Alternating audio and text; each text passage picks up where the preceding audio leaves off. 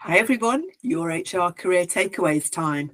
I've just finished interviewing Jessica Hill, and if you've listened to the podcast, you'll be able to tell just how much fun we had and how much I enjoyed listening to the fantastic advice and really considered reflection from Jess about her career.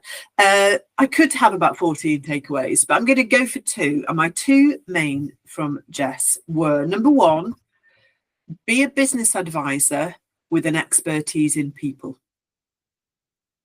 And that totally sits with me exactly where we should be as HR. We should know the business, understand what's on people's to-do lists, talk their language, but have the expertise in HR.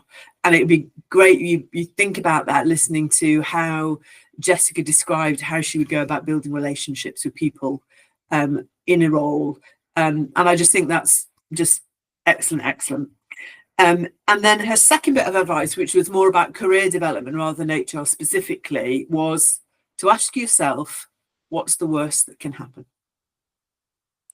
I mean, that's it. Just give it a try, provided you can look at the CV, look at the job description against your CV and say, yes, I can do the job and all the rest I'll work out. She gave us a great example of shifting sector. And taking that approach, but also being open to what opportunities might come into you internally. And she talked about 19 years at the organisation that is now Adelshaw Goddard, and the fact that every 2 or 3 years something new came along. And it might have been something she was resistant with to begin with, or something she wanted, but just mix it up and taking those opportunities, because, what's the worst that can happen? So I think some really excellent career advice in there from anyone who wants to know how to do it.